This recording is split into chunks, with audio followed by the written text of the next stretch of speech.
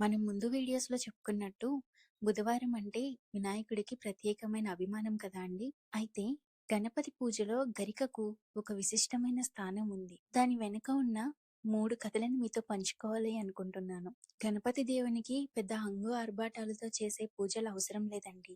ఆయన పూజలకు ఎటువంటి కఠినమైన నియమాలు ఉండవు. స్వచ్ఛమైన మనస్సుతో, భక్తితో ఆయన ముందు గరిక పెట్టినా చాలండి.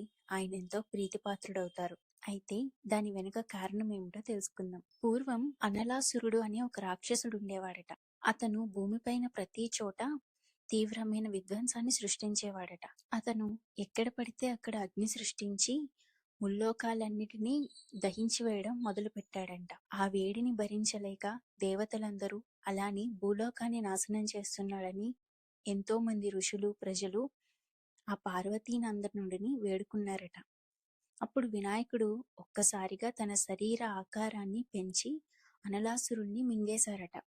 అలా మింగడం వల్ల దేవతలకి, ముల్లోకాలకి కూడా సంతోషం కలిగింది గాని, ఇక్కడ అనలాసురుణ్ణి మింగిన గణపయ్య శరీరం నుంచి విపరీతమైన అగ్ని పుట్టి ఆయన శరీరం అంతా మంటలు వ్యాపిస్తున్నాయంట.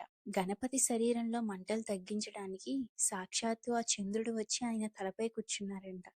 అయినా మంటలు తగ్గలేదంట. దేవతలు కూడా ఎన్నో ప్రయత్నాలు చేశారంట. ఆ శ్రీ మహావిష్ణువు కూడా తన కమలాన్ని వినాయకుడికి ఇచ్చారంట. పరమేశ్వరుడేమో తన మెడలోని పాముని గణేశుని బొజ్జ చుట్టూ చుడతారంట.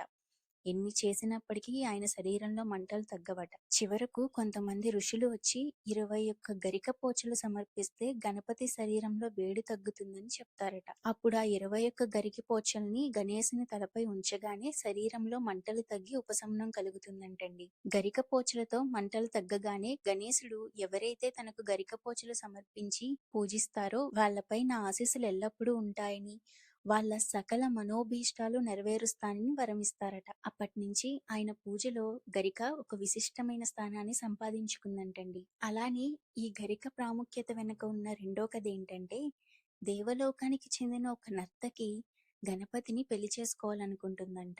గణేశుడు ధ్యానంలో ఉన్నప్పుడు ఆమె గణేశుడు ధ్యానానికి భంగం కలిగించడానికి ప్రయత్నిస్తుంది. అంతేకాకుండా తన కోరికను ఆ విఘ్నేశ్వరుడికి చెప్తుందంట. గణేశుడు ఆమెని వివాహం చేసుకోవడానికి ఒప్పుకోడు. అందుకు ఆమెకి తీవ్రమైన కోపం వచ్చి శపిస్తుందంట. దీనివల్ల గణేశుడి శరీరం అంతా కాలిపోతున్నట్టు మంట వస్తుందంట. అప్పుడు గరిక ముక్కను తీసుకొచ్చి తలపై పెట్టుకుంటే మంటలు తగ్గుముఖం పట్టాయని, దీనికి చిహ్నంగా కూడా గణేశుని పూజలో గరికను సమర్పించడం ఎంతో పవిత్రమైనదిగా భావిస్తారు.